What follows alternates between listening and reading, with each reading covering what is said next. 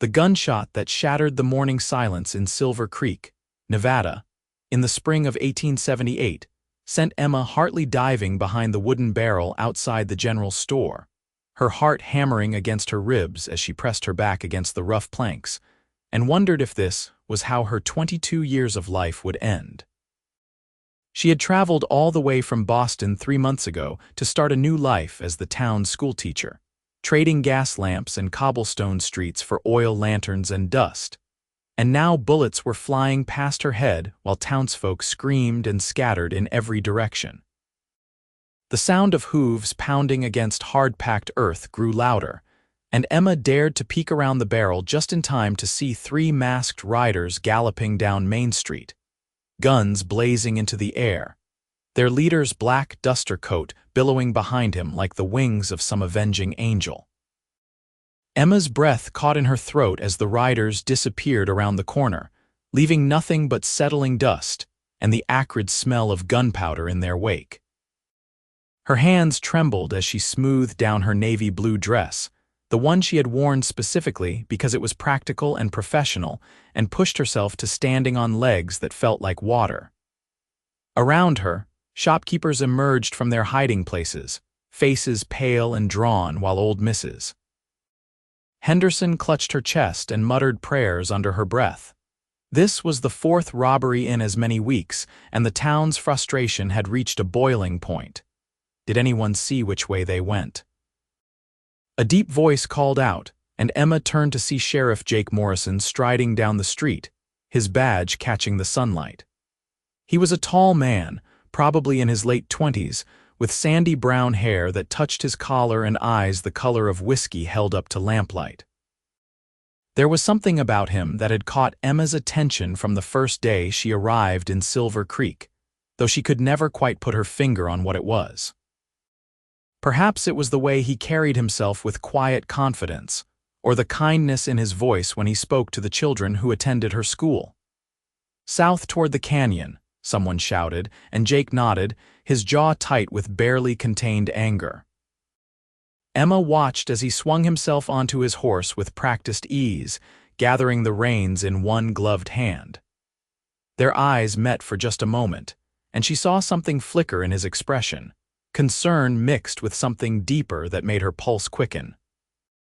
"Stay inside until I come back," Jake said, his gaze sweeping across the gathered crowd but somehow lingering on Emma just a fraction longer than necessary. Then he was gone, spurring his horse into a gallop and leaving behind a town full of frightened people and unanswered questions. Emma made her way to the schoolhouse on shaking legs, past the wanted posters that seemed to paper every available surface in Silver Creek. The face staring out from those posters belonged to a man called the Phantom Rider, an outlaw whose gang had been terrorizing towns across Nevada for the better part of a year. The reward was substantial, $5,000 for information leading to his capture, and the description beneath the sketch was frustratingly vague. Tall, dark clothing, dangerous. It could have been anyone. The schoolhouse was empty when Emma arrived, her 8 students having been kept home by worried parents after the morning's excitement. She sat at her desk and tried to grade spelling tests, but her mind kept wandering back to Jake Morrison and the look in his eyes before he rode off. She had been in Silver Creek for 3 months, and in that time, Jake had been nothing but respectful and kind, tipping his hat when they passed on the street, asking after her students, making sure she felt safe in a town that could be rough around the edges. But there was something mysterious about him too, the way he sometimes disappeared for days at a time, the shadows that occasionally darkened his expression when he thought no one was watching. The sun was setting when Emma finally locked up the schoolhouse and began the walk back to her boarding room above the dress shop. The street was quieter than usual, with most people staying indoors despite the warm spring evening. She was halfway down Main Street when she heard footsteps behind her, quick and purposeful, and her heart leaped into her throat. "Miss Hartley, wait." It was Jake's voice, and Emma turned to find him striding toward her, his hat in his hands and dust coating his clothes. He looked exhausted, lines of fatigue etched around his eyes, but relief flooded his features when he reached her. "Did you catch them?" Emma asked, though she already knew the answer from the frustration evident in every line of his body. Jake shook his head, running a hand through his hair in a gesture that seemed born of pure exasperation. "Lost them in the canyon. They know these lands too well, every hiding spot and back trail." He paused, then added quietly, "I wanted to make sure you were all right." "You were right there when they came through." Something warm unfurled in Emma's chest at the concern in his voice. "I am fine, truly, just shaken." She studied his face in the fading light, noting the stubble on his jaw and the way his eyes seemed to hold secrets she could not begin to guess at. "You look like you could use some rest yourself, Sheriff." "Jake," he said, his voice soft. "When it is just us, please call me Jake." Emma felt heat rise to her cheeks despite the cool evening air. "Then you must call me Emma." They stood there in the dusty street as the last rays of sunlight painted the sky in shades of orange and pink, and Emma felt something shift between them, some invisible barrier crumbling away. Jake's eyes held hers for a long moment, and she saw vulnerability there, a loneliness that matched her own. "May I walk you home?" Jake asked, and Emma nodded, falling into step beside him. Their hands brushed accidentally, and Emma felt electricity shoot up her arm at the contact. They walked in comfortable silence until they reached the dress shop, and Jake paused at the bottom of the exterior stairs that led to her room. "Emma, I need you to be careful," he said, his voice low and urgent. "These men, they are getting bolder. I do not want you caught in the crossfire again." "I will be careful," Emma promised, touched by his concern. "But you must be careful too. You are the one chasing after dangerous outlaws." A strange expression crossed Jake's face, something that looked almost like guilt, but it was gone so quickly Emma thought she must have imagined it. He reached out and gently squeezed her hand, his calloused fingers warm against her skin. "Good night, Emma," he said softly, then turned and walked back toward the sheriff's office, leaving Emma staring after him with her heart racing and 1,000 questions swirling through her mind. The next few weeks passed in a strange sort of rhythm. The Phantom Rider and his gang struck twice more, always quick and brutal, always escaping before Jake could catch them. The wanted posters multiplied, appearing on every wall and post in Silver Creek, until it seemed like the Phantom Rider's sketched face was watching from every corner. Emma found herself growing more involved in the life of the town, organizing a quilting circle with some of the other women, helping Mrs. Henderson with her garden, teaching her students not just reading and arithmetic, but also the poetry and literature she had loved back in Boston. And through it all, her connection with Jake deepened. He began stopping by the schoolhouse in the late afternoons, ostensibly to check on security, but really, Emma suspected, to see her. They would talk about everything and nothing, sharing stories of their pasts. Emma told him about growing up in Boston, the youngest daughter of a professor, about how she had wanted adventure and purpose beyond the suffocating expectations of high society. Jake told her about growing up in Nevada, learning to ride and shoot before he could properly read, about the sense of justice that had driven him to become a lawman. But there were gaps in Jake's stories, moments when he would pause and choose his words carefully, times when his eyes would grow distant and shadowed. Emma noticed but did not push, trusting that he would share whatever secrets he held when he was ready. One evening in early June, Jake invited Emma to dinner at the small restaurant on the edge of town. She wore her best dress, a soft green cotton that brought out the color of her eyes, and took extra care with her hair, pinning it up in a style that was both practical and pretty. When Jake arrived to escort her, the look in his eyes made her breath catch. He was wearing a clean shirt and vest, his badge polished to a shine, and he looked at her like she was the most beautiful thing he had ever seen. They talked through dinner about everything from Emma's students to Jake's hopes for Silver Creek's future, and Emma felt herself falling deeper with every word, every smile, every moment their eyes met across the table. It was not just attraction, though she could not deny the way her pulse raced when Jake was near.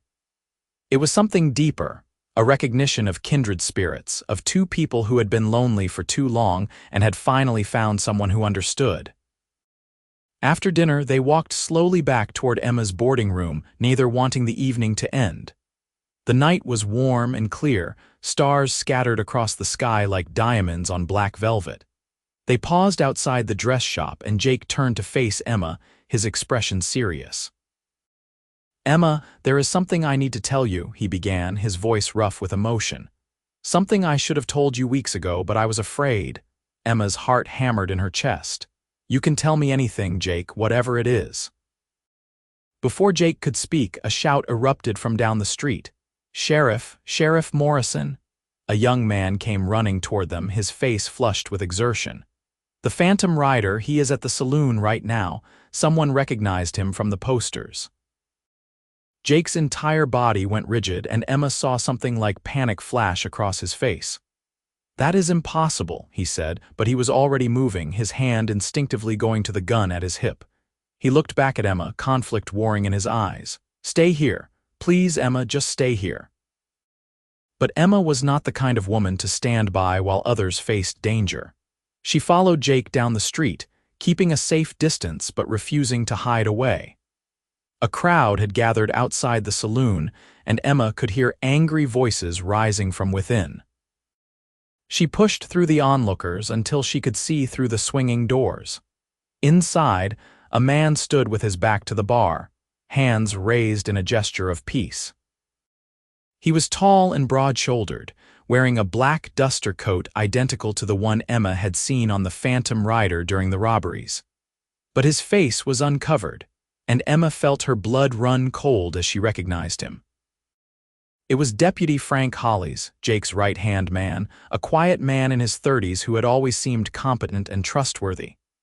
But now he stood accused, and the resemblance to the wanted poster was undeniable. Jake pushed through the doors, his face pale but determined. "Frank, what is going on?" Frank's expression was anguished. "Jake, I can explain. I have been trying to tell you for weeks, but I did not know how." "He is the Phantom Rider," someone in the crowd shouted. "Look at him, same build, same coat. He has been robbing us blind while pretending to uphold the law." Jake held up a hand for silence, his eyes never leaving Frank's face. "Is this true? Have you been leading the gang?" "No." The word came out like a gunshot, and Frank's hands clenched into fists at his sides. "I am not the Phantom Rider, but I know who is." The crowd erupted into chaos, everyone shouting questions and accusations at once. Emma watched Jake, saw the way he stood perfectly still in the center of the storm, his face unreadable. Then he turned and looked directly at her, and the pain in his eyes nearly brought her to her knees. "Everyone out," Jake commanded, his voice cutting through the noise like a whip crack. "Frank, stay where you are, the rest of you go home. Now."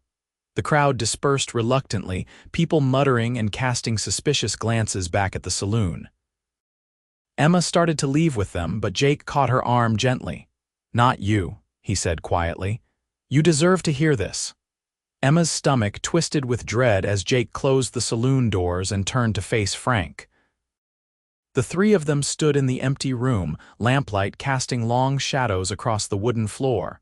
"Tell us everything," Jake said, his voice steady despite the tension radiating from every line of his body. "From the beginning."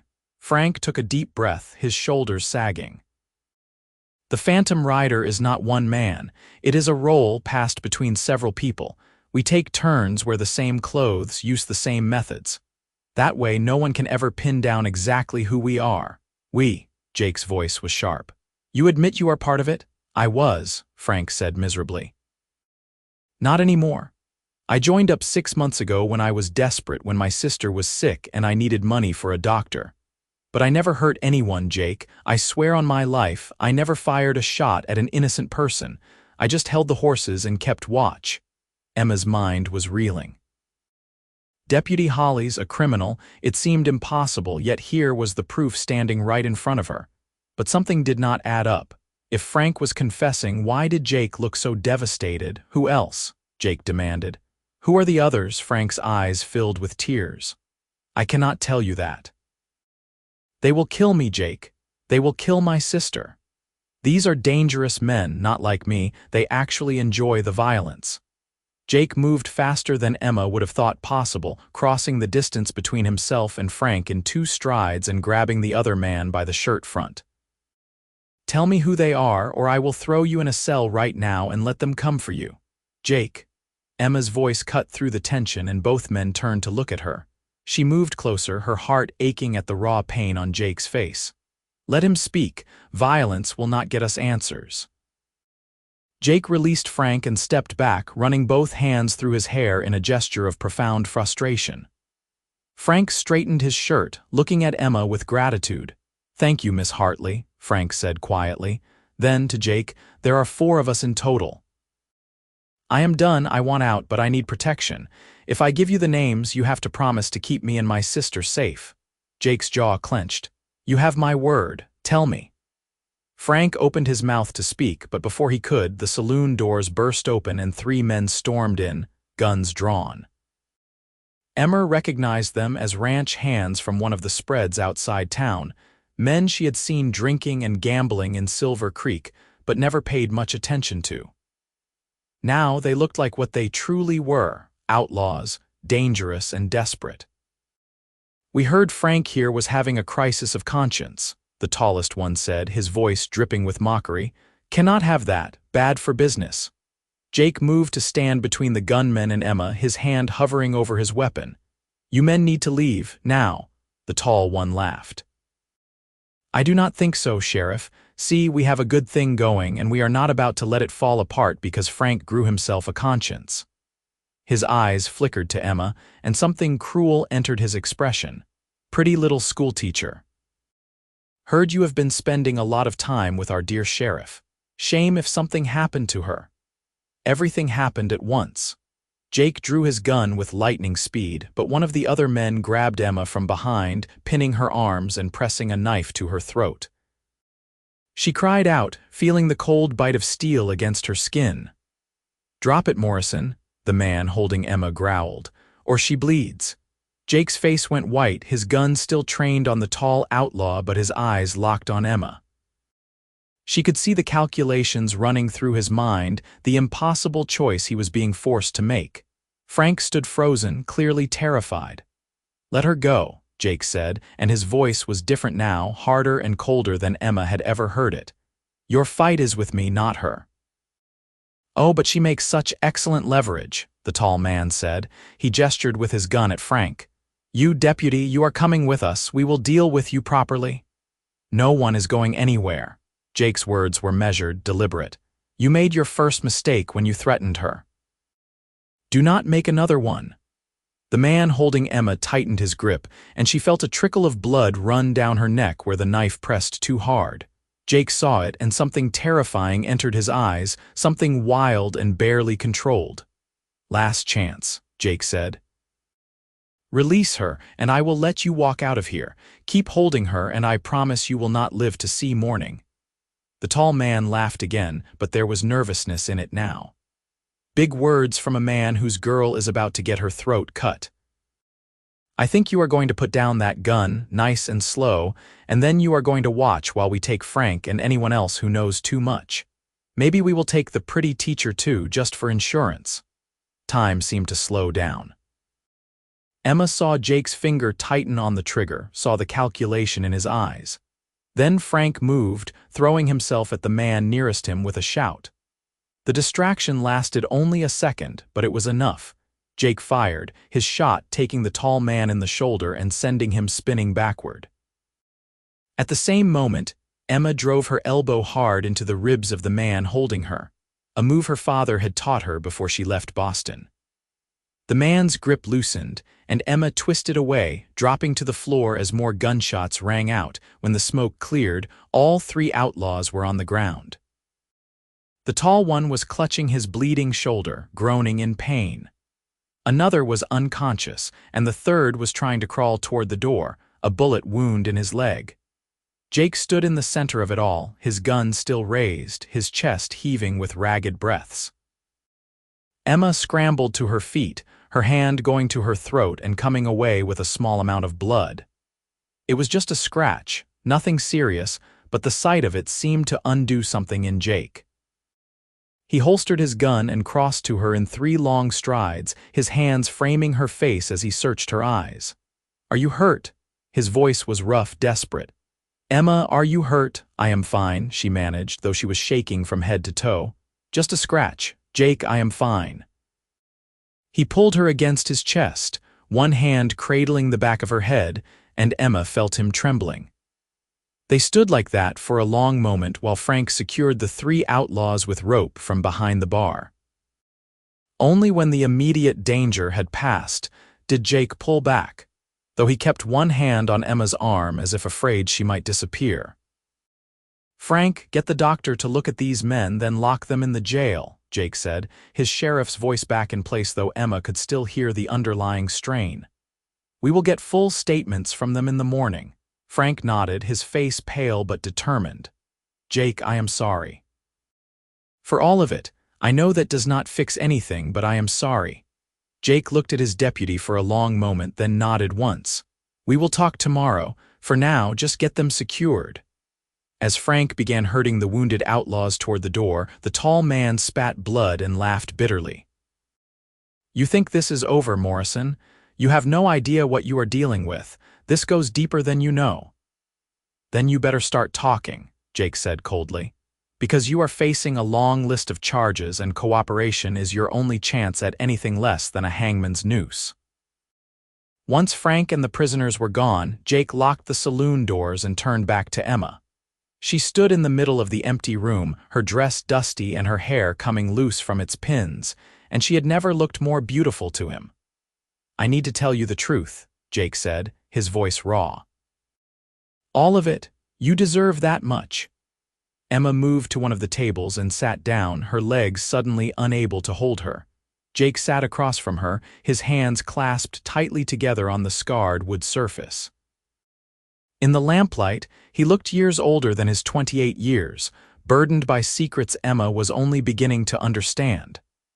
"My name is Jake Morrison, and I am the sheriff of Silver Creek," he began. "But before that, before I put on this badge, I was someone else entirely." He paused, gathering his courage. 3 years ago, I was an outlaw, not a killer, never that, but I rode with a gang and I robbed banks and I did things I am not proud of. Emma's breath caught, but she said nothing, letting him continue. "We called our leader the Phantom because he never showed his face and no one knew his real identity. I was young and stupid and angry at the world, and I thought I was fighting against injustice, when really I was just causing more of it." Jake's voice grew thick with emotion. "Then we hit a bank in a small town in California. It was supposed to be simple, in and out, no one gets hurt, but something went wrong.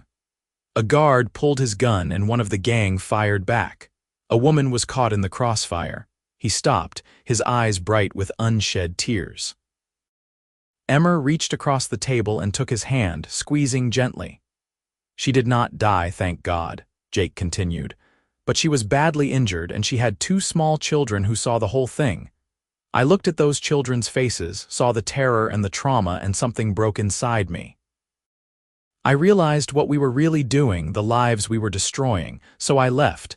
I turned myself in to a U.S. Marshal I knew had a reputation for being fair." "What happened?" Emma asked softly. "The Marshal gave me a choice," Jake said. "Help bring down the rest of the gang or face trial for my crimes. So I became an informant. It took me 2 years, but I helped the Marshal capture every member of that gang except one. The original Phantom escaped, and we never found out who he really was." Emma was beginning to understand. "And in return for your cooperation, the Marshal got me a pardon on the condition that I stay on the right side of the law for the rest of my life. He helped me get the job as sheriff here in Silver Creek, thought maybe I could make a difference, do some good to balance out the harm I caused." Jake looked at her with desperate honesty. "I have been trying, Emma. Every day I have been trying to be the man I should have been all along. But then these robberies started, and I realized someone was copying our old methods, using the Phantom name and style."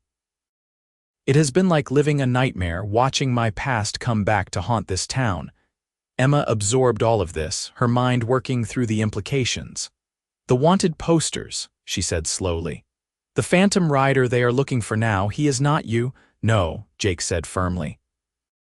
I have not broken my pardon, not once. But I have been investigating these robberies, trying to figure out who was behind them. I suspected it might be someone who knew about our old gang, maybe someone trying to capitalize on the legend. When Frank confessed tonight, it confirmed my suspicions. Why did you not tell me before? Emma asked, and there was hurt in her voice despite her attempt to hide it. Jake's grip on her hand tightened. Because I was afraid. Afraid you would see me as a criminal, afraid you would look at me with disgust or fear. Emma, you are the best thing that has happened to me in years. The thought of losing you, of seeing disappointment in your eyes, it was more than I could bear. Emma stood and walked around the table, and Jake watched her with his heart in his throat, certain this was the moment she would walk away forever. Instead, she cupped his face in her hands and made him look at her. Jake Morrison, you are not your past, she said firmly. You are the man who checks on my students, who makes sure the elderly have firewood in winter, who risks his life every day to keep this town safe. You are the man who stood between me and danger tonight without a moment's hesitation. That is who you are. But I was an outlaw, Jake said, his voice breaking. I hurt people, Emma. I cannot undo that. No, you cannot, Emma agreed. But you can keep doing what you have been doing. Keep being a good man, keep protecting people, keep trying to make amends. The fact that you feel guilty, that you want to do better, that tells me everything I need to know about your character. Jake stood, towering over her but looking more vulnerable than Emma had ever seen him. You truly do not hate me? I could never hate you, Emma whispered. I love you, Jake. I think I have been falling in love with you since the first day we met. Learning about your past does not change that. The relief that flooded Jake's face was almost painful to witness. He pulled Emma into his arms, holding her like she was something precious and fragile. I love you too, he said against her hair. God, Emma, I love you so much. I was so afraid I would lose you. They stood there in the empty saloon, holding each other as the night deepened outside. Emma felt tears sliding down her cheeks, but they were tears of relief and joy rather than sadness. She had found something rare in Jake, a man who had made mistakes but was determined to be better, who had faced his demons and come out stronger. Finally, Jake pulled back enough to look at her face. There is going to be a trial, he said quietly. Frank and those other men will testify, and it is going to come out about my past. The whole town will know. Are you prepared for that? Emma smiled, reaching up to brush a strand of hair from his forehead. Let them know. You have nothing to be ashamed of, Jake. You paid your debt and you have been serving this town honorably. Anyone who cannot see that is a fool. Jake kissed her then, soft and sweet and full of promise. When they finally broke apart, Emma was breathless and dizzy and completely certain that this was exactly where she was meant to be. The next few weeks were tumultuous for Silver Creek. The trial of Frank Hollies and the 3 captured outlaws drew attention from across Nevada, with reporters coming from as far as San Francisco to cover the story. Jake's past came out during the proceedings, just as he had predicted, and the town's reaction was mixed. Some called for his resignation, arguing that an ex-outlaw had no business wearing a badge. But more, far more, stood by him. The people whose lives he had touched, whose problems he had solved, whose safety he had ensured, they spoke up loudly in his defense. Emma stood by him through all of it, her hand in his during the hardest moments, her voice adding to the chorus of support. She wrote letters to the territorial governor explaining Jake's service to Silver Creek, and she organized a petition signed by nearly everyone in town asking that he be allowed to keep his position. In the end, it was Frank's testimony that made the difference. The deputy, facing his own reckoning, spoke eloquently about how Jake had been nothing but honest and honorable since coming to Silver Creek, how he had tried to help Frank find a legal way out of his troubles even before knowing about the deputy's criminal involvement. The 3 other outlaws, hoping for leniency, confirmed that Jake had not been involved in their operation and had, in fact, been getting closer to exposing them before the confrontation at the saloon. The judge, a stern man from Carson City, listened to all the evidence and then delivered his verdict. Frank, given his cooperation and lack of violence, received 5 years in territorial prison. The other 3 received sentences ranging from 10 to 15 years. And Jake was officially cleared of any wrongdoing, his pardon reaffirmed, and his position as sheriff secured. The day after the trial ended, Jake proposed to Emma in front of the entire town during the 4th of July celebration. He got down on one knee in the middle of Main Street, pulled out a simple gold band that had belonged to his mother, and asked Emma to be his wife. She said yes before he even finished the question, and the crowd erupted in cheers and applause. They were married in August of 1878, in a ceremony held in the same schoolhouse where Emma taught.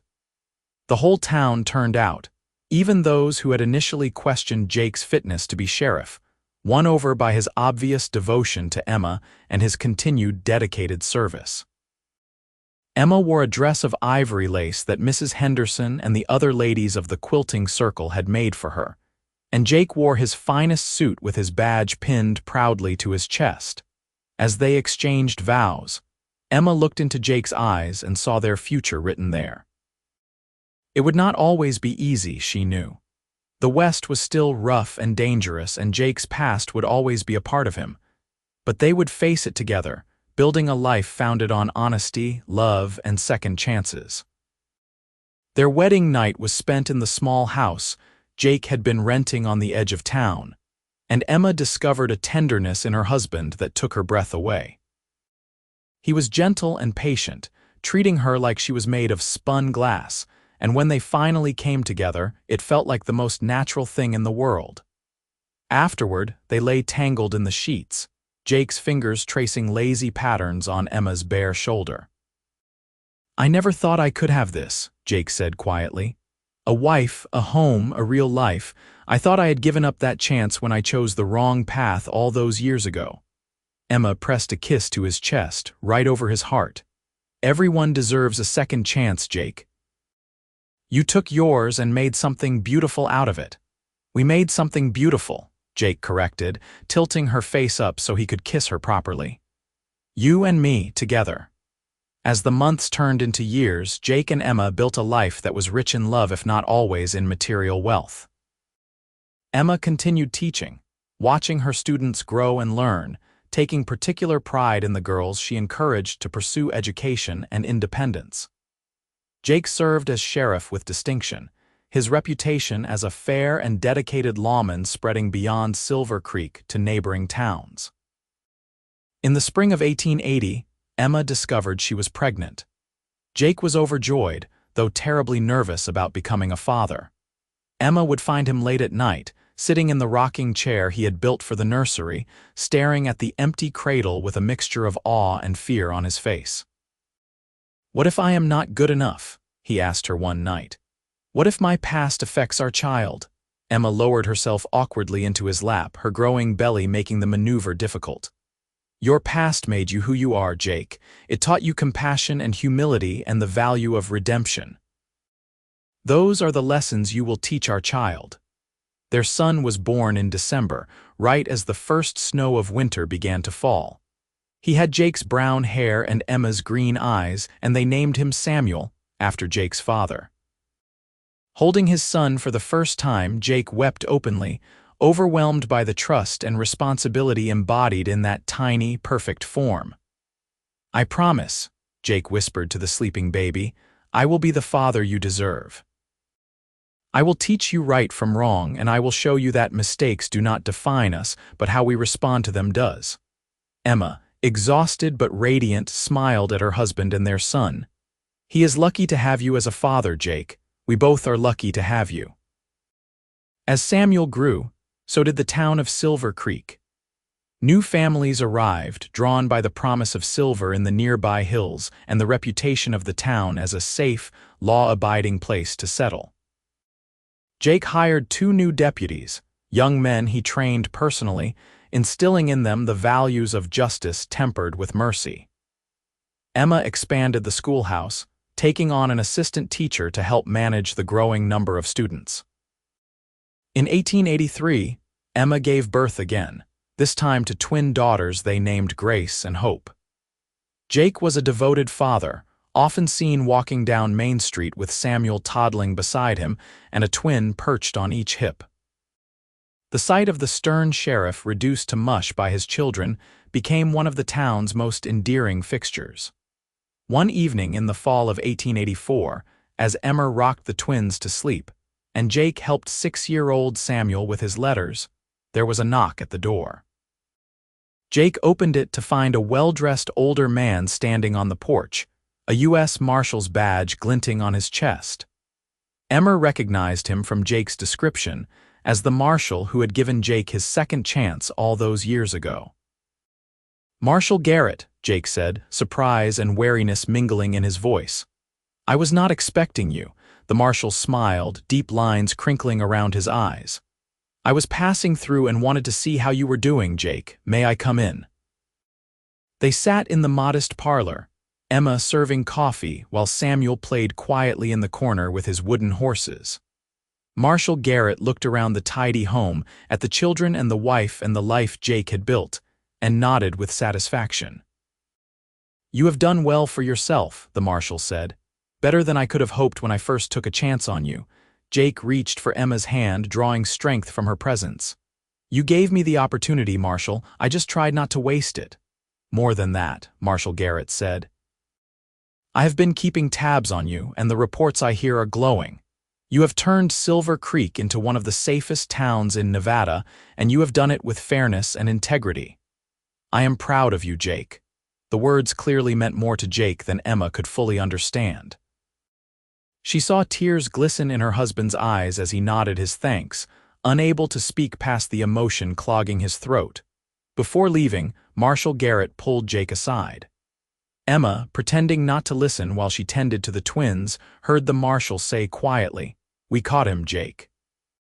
The original Phantom. He was running a smuggling operation down in Arizona. He will face justice for everything he did, including the crimes you helped him commit. "That means my pardon is secure?" Jake asked, and Emma heard the vulnerability in his voice, the lingering fear that his past might still rise up to destroy his present. "Completely secure," Marshal Garrett confirmed. "You have fulfilled every condition and then some. Your slate is clean, Jake Morrison. You are not an outlaw with a pardon anymore. You are simply a good man doing good work." After the marshal left, Jake stood on the porch for a long time, staring out at the star-filled sky. Emma joined him, wrapping her shawl around her shoulders against the cool night air. She did not speak, just stood beside him, offering silent support. "It is really over," Jake finally said. "That part of my life, it is truly behind me now." Emma leaned her head on his shoulder. "It has been over for years, Jake. You just needed someone else to tell you that." Jake turned and pulled her into his arms, holding her close. "I love you, Emma Morrison. Thank you for believing in me when I could not believe in myself." "Always," Emma promised. "For the rest of our lives, I will always believe in you." The years continued to pass, each one bringing new challenges and joys. Samuel grew into a thoughtful, intelligent boy who loved books as much as his mother and had his father's sense of justice. The twins were as different as night and day, Grace quiet and gentle, Hope bold and adventurous. In 1887, Emma gave birth to their youngest, another boy they named Daniel, and their family felt complete. Silver Creek prospered under Jake's watch. The silver mines brought wealth to the town, and with wealth came the need for more schools, more businesses, more law enforcement. Jake was offered positions as territorial marshal, roles that would have meant more money and prestige, but he always declined.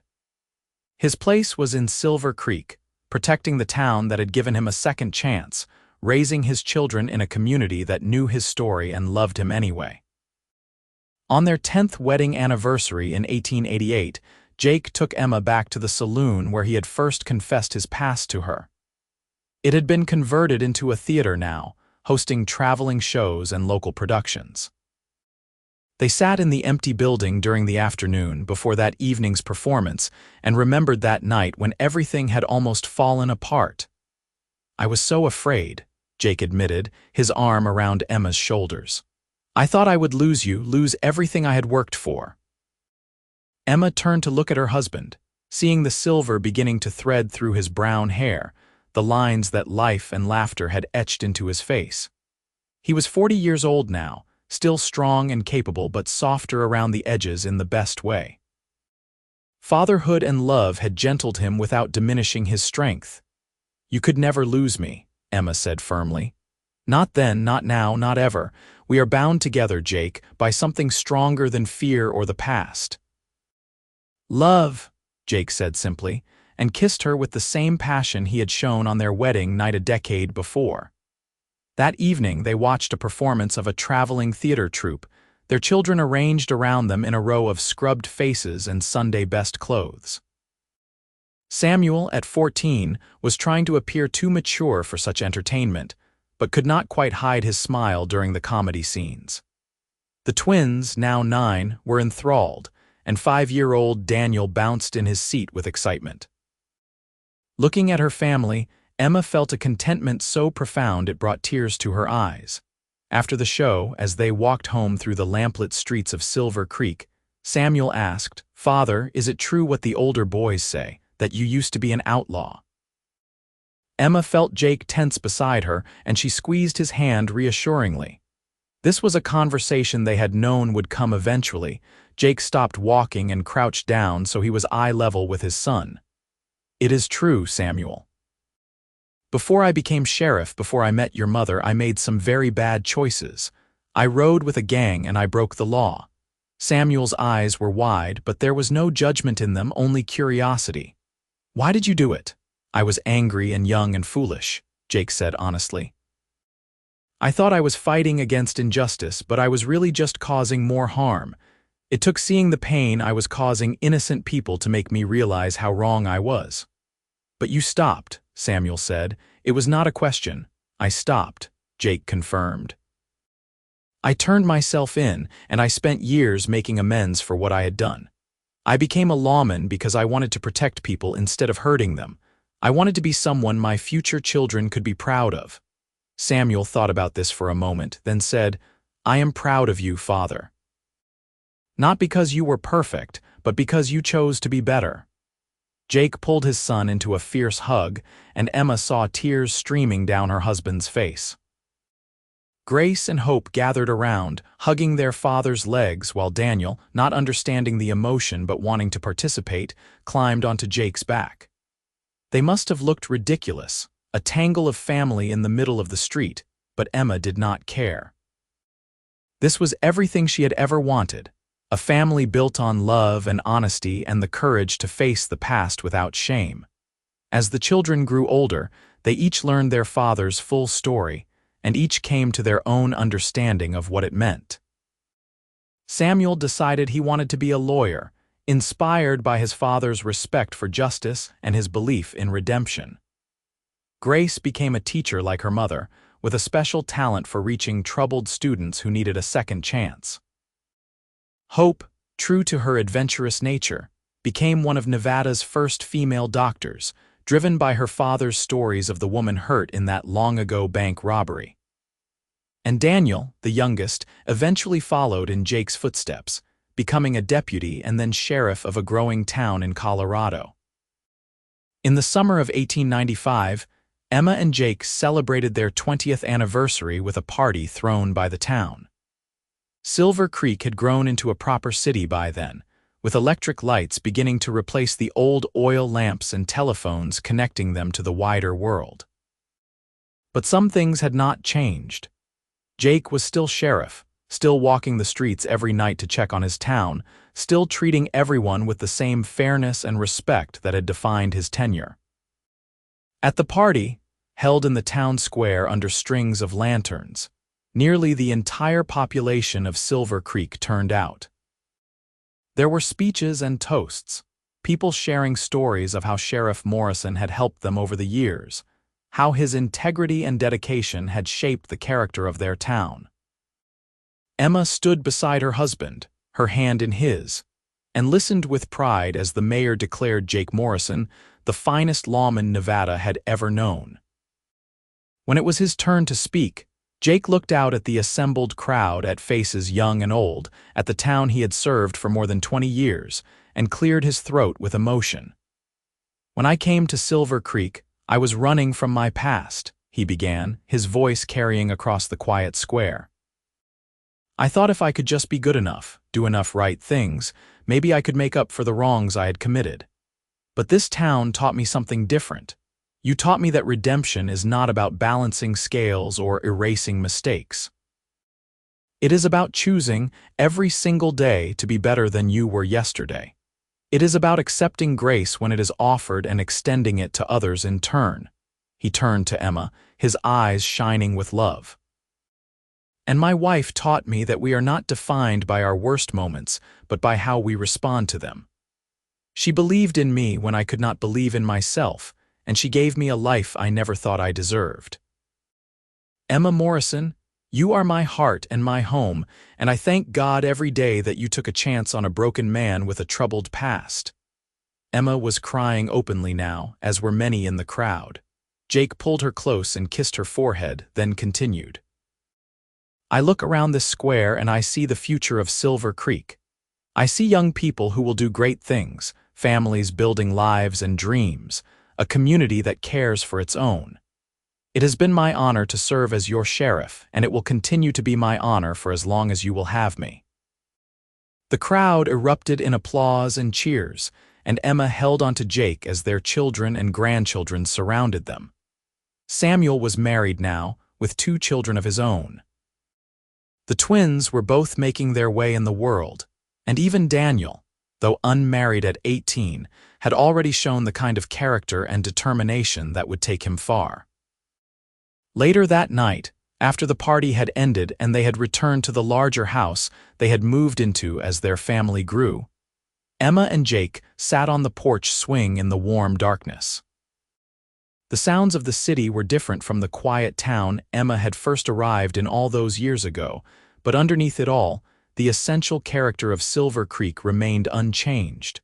"Do you ever regret it?" Emma asked quietly, confessing everything that night, the trial, the scrutiny.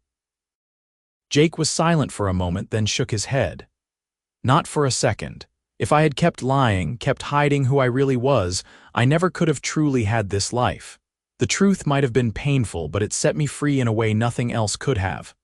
Emma nestled against his side, perfectly content. "I am glad you told me. I am glad I know all of you, not just the parts you thought were acceptable." They sat in comfortable silence, watching the stars wheel overhead, counting their blessings and remembering the long, unlikely road that had brought them to this moment. 2 people from different worlds, brought together by fate and held together by love that had survived revelation and trial and time. As Emma began to doze, her head on Jake's shoulder, she heard him whisper, "Thank you, Emma, for everything. For loving me, for believing in me, for giving me a family and a reason to be better. You saved my life in every way that matters." Emma smiled and whispered back, "We saved each other, my love. That is what love does." The years continued to roll forward, bringing changes both small and large. The 20th century arrived with fanfare and optimism, new technologies and new ideas transforming the American West. Jake retired from active duty as sheriff in 1902 at the age of 52, though he continued to serve as a consultant and mentor to younger lawmen. He and Emma spent their days surrounded by a growing brood of grandchildren, passing on stories and wisdom, teaching the next generation about courage, redemption, and the power of second chances. In 1905, a reporter from a San Francisco newspaper came to Silver Creek to write a story about the changing West. She interviewed Jake at length, fascinated by his journey from outlaw to lawman, from wanted man to respected pillar of the community. The article, when published, created a minor sensation, with letters pouring in from across the country from people inspired by Jake's story. But for Jake and Emma, the attention was just noise. What mattered was the life they had built together, the family they had raised, the community they had served.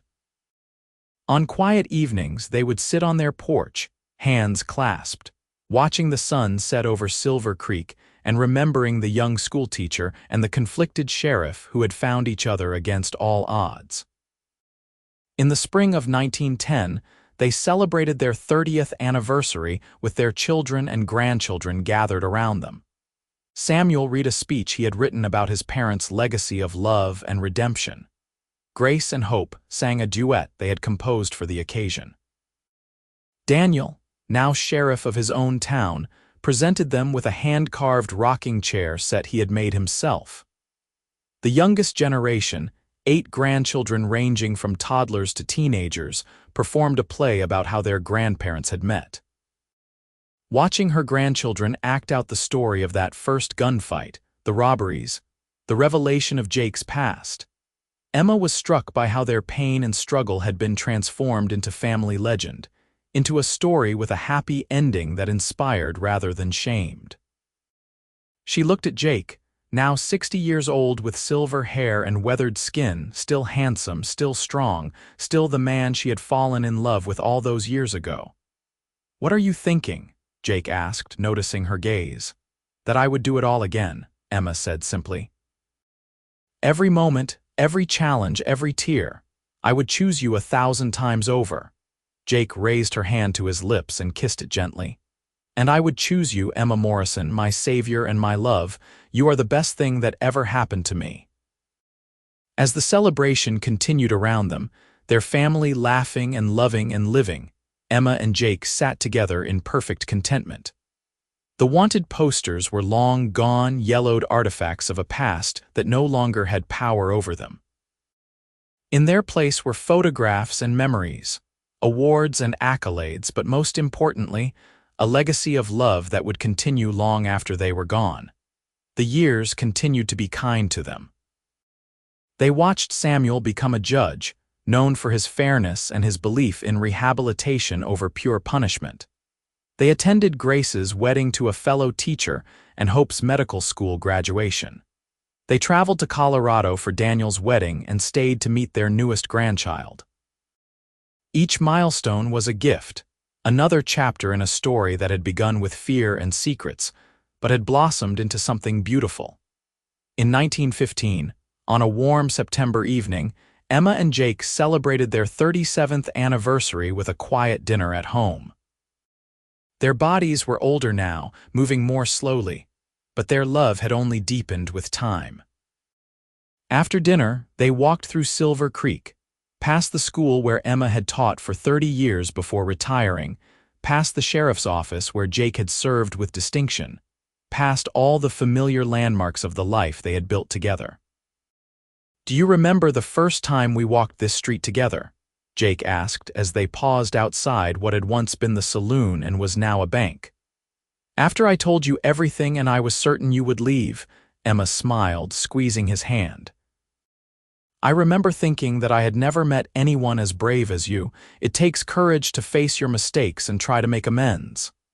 "I had good motivation," Jake said, looking at her with the same warmth he had shown on their wedding day. "I had you." They continued their walk, eventually making their way back to their home. The house was quiet, their children grown and gone, building their own lives and families. But it was not lonely. It was peaceful, filled with the contentment that comes from a life well lived and love well tended. That night, as they prepared for bed, Emma watched Jake through the open bathroom door. He was brushing his teeth, a mundane activity, but there was something about the domesticity of it, the sheer normalcy of sharing a life with someone for nearly 4 decades, that filled her with joy. "I love you, Jake Morrison," she called out. Jake appeared in the doorway, toothbrush in hand, and grinned. "I love you too, Emma Morrison, today, tomorrow, and for all the days after that." They climbed into bed together, Jake's arm automatically going around Emma's shoulders, her head finding its familiar place on his chest. This was home, Emma thought. Not the house or the town, but this man beside her, this life they had forged together from honesty and hope. The story of the outlaw who became a sheriff, whose wanted posters had been on every wall but who turned out to be the very man protecting the town, became the stuff of legend in Silver Creek. Children grew up hearing about Sheriff Morrison's redemption, about the schoolteacher from Boston who had loved him despite his past.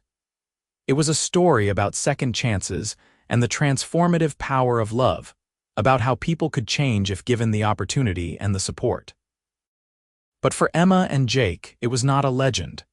It was simply their life, their love story, messy and complicated and absolutely real.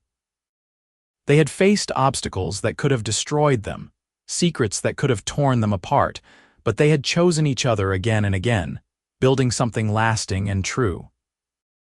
In the autumn of 1918, as the world recovered from a terrible war and a devastating pandemic, Emma and Jake celebrated their 40th anniversary surrounded by children, grandchildren, and even a few great-grandchildren. Silver Creek, now a small city, declared it Jake Morrison Day, honoring the man who had served them faithfully for more than 4 decades. At the ceremony, held in the newly built City Hall, the mayor presented Jake with a plaque commemorating his service. But it was the letter from the current governor of Nevada, read aloud to the assembled crowd, that brought tears to everyone's eyes. Jake Morrison represents the best of what the American West can be, the letter read.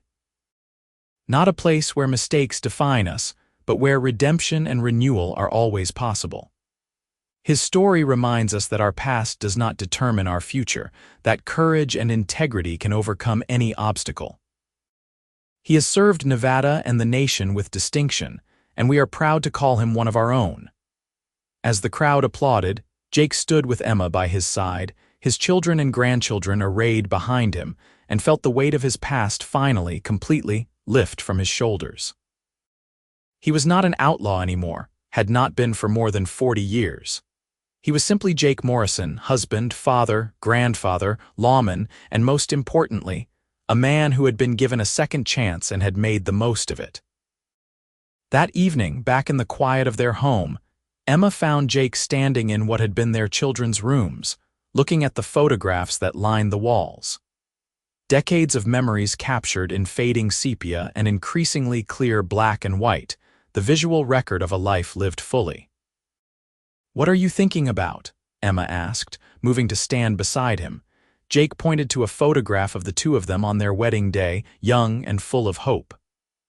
"I am thinking about that terrified young sheriff who was certain his life was over when his secrets came out.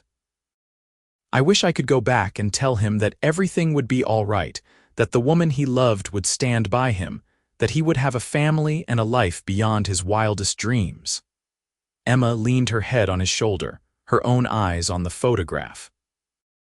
"I am thinking about the Boston schoolteacher who was so lonely in this dusty western town, who had no idea that she was about to meet the love of her life." Jake turned and pulled Emma into his arms, holding her close. "We have had a good life, have we not?" "The best," Emma agreed. "The absolute best." They stood there in the room full of memories, two people who had found each other in the most unlikely of circumstances and had built something extraordinary. The wanted posters were long gone, nothing more than a curious historical footnote. What remained was love, deep and abiding, tested by time and trial and found to be unbreakable. As they prepared for bed that night, moving through the familiar routines of 40 years of marriage, Emma reflected on how much had changed since she first arrived in Silver Creek as a young, uncertain schoolteacher. The West was not as wild anymore, with laws and civilization taming the rough edges. But the essential character of the place remained, that belief in second chances and new beginnings that had allowed Jake to transform his life. "Emma," Jake said as they lay in the darkness, his voice soft. "If you could go back, knowing everything that would happen, would you still get on that train to Nevada?" Emma did not even have to think about it. "In a heartbeat. I would live through every moment again, every fear and every joy just to end up here with you." Jake's hand found hers in the darkness, their fingers intertwining as naturally as breathing. "I spent so many years thinking I did not deserve happiness, that my past had disqualified me from having a real life. But you taught me that everyone deserves love, that redemption is always possible if we are brave enough to accept it. And you taught me that people are more than their worst mistakes, Emma replied. That courage means acknowledging your failures and working every day to be better. You are the bravest person I know, Jake Morrison. They drifted off to sleep like that, hands clasped, hearts intertwined, two souls who had found their home in each other. Outside, Silver Creek settled into the quiet of night, a city built on silver and hope and the countless stories of people who had come west seeking a fresh start. The next morning dawned bright and clear, the kind of perfect autumn day that makes everything seem possible. Jake woke early as he always did, decades of lawman habits still ingrained despite his retirement. He made coffee and brought a cup to Emma, who smiled sleepily and accepted it with the same gratitude she had shown for 40 years of similar gestures. They spent the day doing simple things, tending Emma's garden, visiting with neighbors, walking through town and stopping to talk with friends old and new.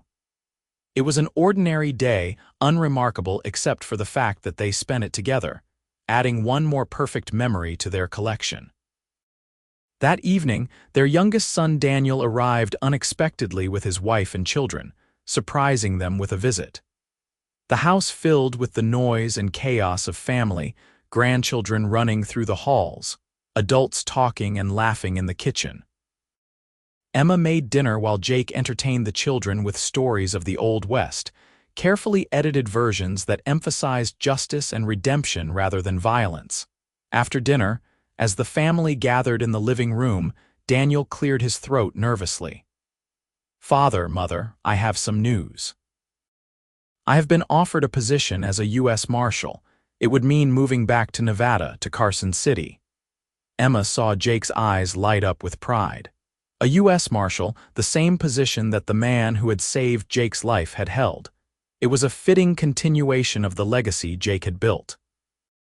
"That is wonderful, son," Jake said, his voice thick with emotion. "You will serve with honor, I have no doubt."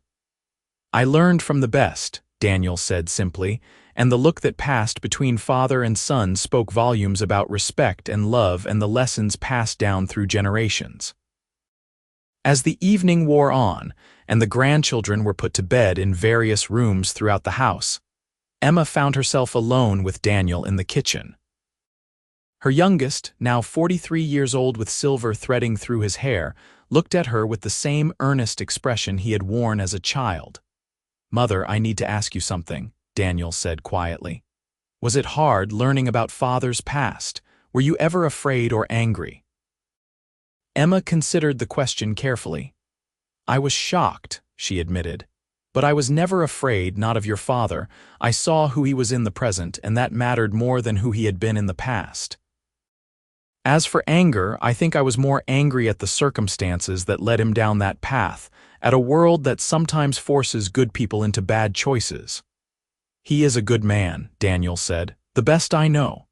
"Yes," Emma agreed, "he is, and that is not despite his past, Daniel. It is in some ways because of it. What he went through taught him compassion and humility, taught him that people deserve second chances. Those are the values he passed on to all of you." Daniel hugged his mother tightly. "Thank you for believing in him. For giving him the chance to be the man we know." "It was the easiest thing I ever did," Emma said honestly. "Loving your father has been the greatest joy of my life." The years continued to pass in that gentle rhythm, marked by births and weddings, grandchildren graduating from school and starting families of their own. Emma and Jake grew older gracefully, their love sustaining them through the aches and pains of aging bodies. They celebrated their 50th anniversary in 1928, a golden milestone that drew family from across the country back to Silver Creek. The celebration was held in the town square, just as their 20th anniversary had been, but the world was dramatically different now. Cars had replaced horses, electricity was universal, and the rough frontier town Emma had arrived in 50 years earlier was now a prosperous city. but some things had not changed. The sense of community remained strong, and Jake Morrison was still revered as the finest lawman Silver Creek had ever known. At 78 years old, Jake moved slowly, but his mind was still sharp, his eyes still warm when they looked at Emma. She was 72, her hair completely silver now, her face lined with the marks of laughter and love. But to Jake, she was still the beautiful young schoolteacher who had taken a chance on a broken man with a troubled past. During the celebration, their eldest grandchild, Samuel's son Jacob, stood to give a toast. At 28 years old, he was a lawyer like his father, carrying on the family tradition of seeking justice with compassion. "My grandparents' story has always inspired me," Jacob said, his voice carrying across the assembled crowd. "Not because it is a fairy tale where everything was easy, but because it is real. They faced real challenges, real obstacles, real moments when it would have been easier to walk away. But they chose each other, again and again, and in doing so they built something that has blessed not just our family but this entire community." He raised his glass. To Jake and Emma Morrison, proof that love can conquer any past, that redemption is real, and that the choices we make define us far more than the mistakes we have made. May their legacy continue for generations to come. The crowd echoed the toast, glasses raised, and Emma felt tears streaming down her face. Jake's arm was around her shoulders, steady and strong, and she knew with absolute certainty that every moment of their journey together had been worth it. That night, alone in their home once more, Emma and Jake sat on their porch swing, watching the stars emerge in the darkening sky. The city around them hummed with life, so different from the quiet frontier town it had been, but underneath it all, the essential spirit remained. 50 years, Jake said wonderingly. Half a century since you became my wife. The best 50 years of my life, Emma said, snuggling closer to his side despite the warmth of the summer evening. Jake kissed the top of her head, breathing in the familiar scent of her hair. "I never thought I would make it this far. In my wildest dreams, I never imagined I would have this, a long life filled with love and family and purpose. We built it together," Emma reminded him. "Every day, every choice, every moment of choosing love over fear, that is what created this life." They sat in comfortable silence, hands clasped, hearts beating in synchronization after 50 years of moving through life together. The wanted posters were distant memory now, historical curiosities that occasionally appeared in books about the Old West. What remained was the truth of who Jake Morrison really was, not the frightened young outlaw he had been, but the man he had chosen to become. As they prepared for bed that night, moving through rituals perfected by decades of practice, Emma caught Jake's eye in the mirror and smiled. He smiled back, his eyes still holding that warmth that had captured her heart half a century ago. "I love you, Emma Morrison," Jake said, the words as fresh and heartfelt as the first time he had spoken them. "I love you, Jake Morrison," Emma replied. "Today, tomorrow, and for all the days after that." They climbed into bed together, Jake's arm automatically going around Emma, her head finding its familiar place on his chest. Outside, Silver Creek settled into the quiet of night, a city built on hope and second chances, blessed by the love story of a sheriff, and a schoolteacher who proved that redemption is real and love can conquer any obstacle. And there, in the darkness, surrounded by the memories of a life extraordinarily well lived, Emma and Jake Morrison drifted off to sleep, secure in the knowledge that they had found what so many search for and so few truly find. A love that lasted, a partnership that endured, and a happily ever after that was real and honest and absolutely perfect.